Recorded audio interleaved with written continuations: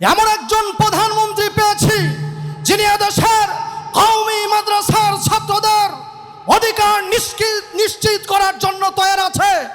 এদেশের মসজিদের ইমাম সাহেবদের অধিকার তৈরি করার জন্য নিশ্চিত আছে।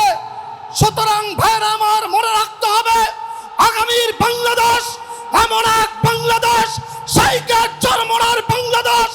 আগামীর বাংলাদেশ পীর সাহেব চরমোনার বাংলাদেশ। এখানে যারা আছেন তারাই তো মনে হয় 2013 সালে শাপলা চত্বরে ছিলেন, ঠিক না?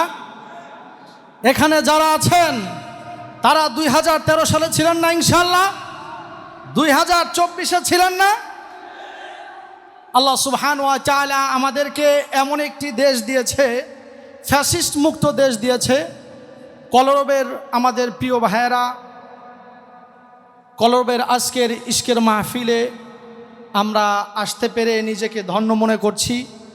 এবং বাতিল ফেরকা যত সঙ্গীত শিল্পীরা আছে তাদের সকলকে টপকিয়ে আমাদের কলরবের শিল্পীরা ছাড়িয়ে গিয়েছেন, ঠিক না বে ঠিক? এজন্য কলরবের ভাইদেরকে ধন্যবাদ।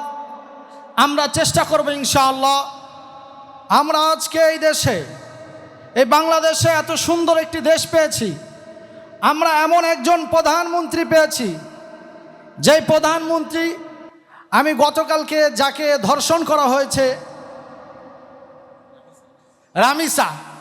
রামিসার বাবা বলছেন যে আপনি 10,000 টাকার ফ্ল্যাটে যে আপনি উপস্থিত হবেন, এটা আমি জীবনে কল্পনাও করতে পারি নাই। আগামীর বাংলাদেশ আমিরা হেফাজতের বাংলাদেশ।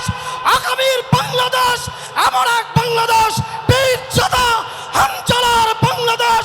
সুস্থ সংস্কৃতির মাধ্যমে আগামীর বাংলাদেশ এগিয়ে যাবে ইনশাআল্লাহ। আসসালামু আলাইকুম ওয়া রাহমাতুল্লাহ।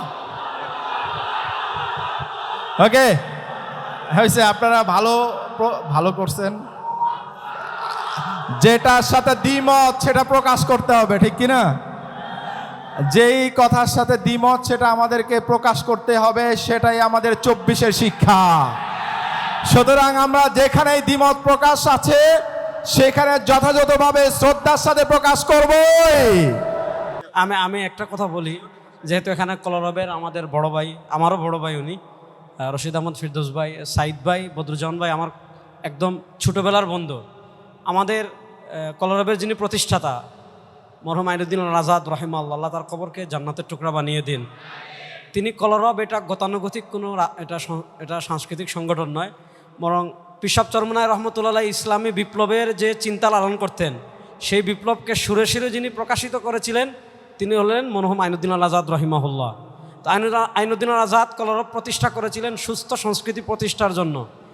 এজন্য আমরা চাই কলরব সুস্থ সংস্কৃতি চর্চা করবে।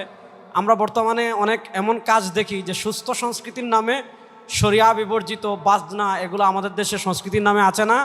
তো আমরা চাই কলরব এই পথে যাবে না। কলরব সুস্থ সংস্কৃতি, পবিত্র সুর এবং ইসলাম যে সংস্কৃতি সাপোর্ট করে, সেই বাজনা মুক্ত, ঢোল তবলা ভাসি, এই সংস্কৃতি মুক্ত সুস্থ সংস্কৃতি কলরব চর্চা করবে। এবং কলরব শুধু যেন ইউটিউব কেন্দ্রিক না হয়, বরং মরহুম পিরসাব চরমনাই রহমতুল্লাহ যে বিপ্লবের স্বপ্ন দেখিয়েছিলেন, এবং বর্তমান আমাদের নেতা পিরসাব চরমনাই যে ইসলামে বিপ্লবের স্বপ্ন দেখছেন, সেই বিপ্লবকে ধারণ করে আমাদের হানজালা ভাই, আমার এমপি সাহেব বলেছেন ইনসাফের কথা। উনি আমার খুব কাছের বন্ধু।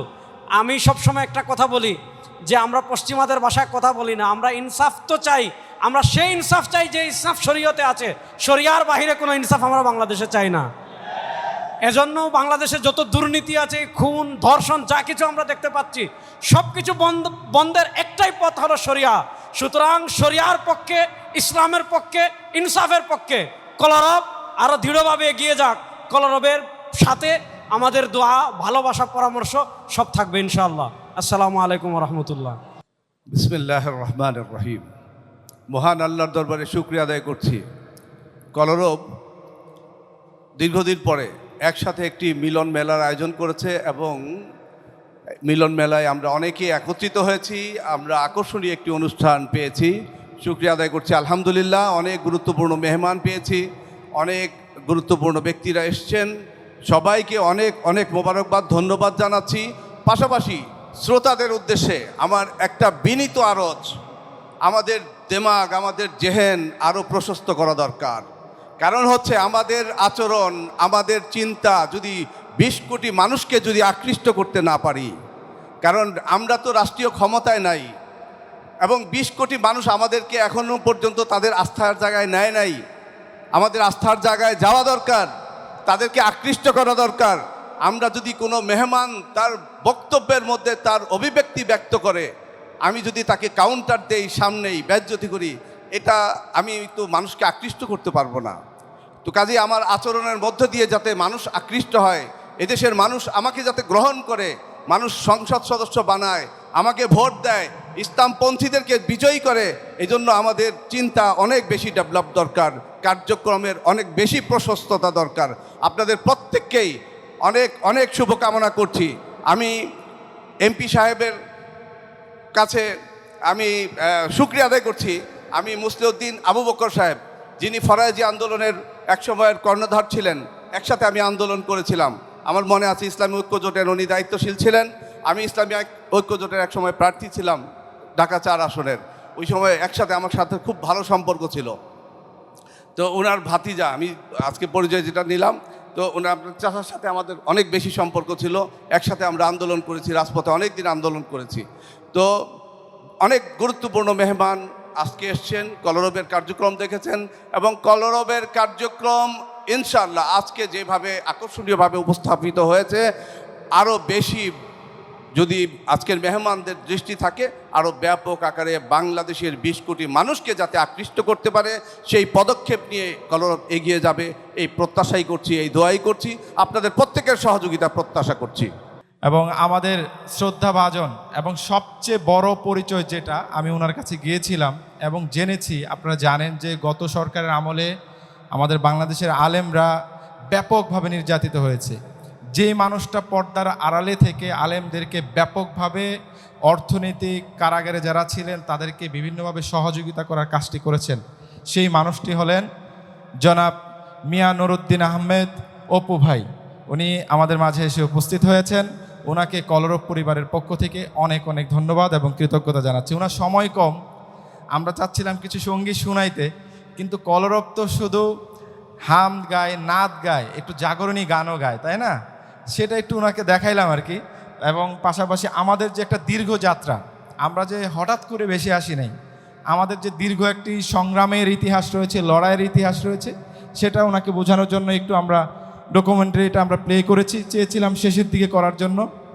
এবং একইভাবে আমাদের মাঝে উপস্থিত আছেন আমাদের প্রিয় ভাই, আমার খুব কাছের মানুষ, পীরজাদা সাইদুদ্দিন আহমেদ হানজালা ভাই, এমপি সাহেব উপস্থিত আছেন। তো উনি আমাদের সাথে সময় দিবেন। হানজালা ভাই আমাকে বলছে যে আমি প্রোগ্রামে ঢুকবো এবং শেষ পর্যায়ে যাবো ইনশাল্লাহ।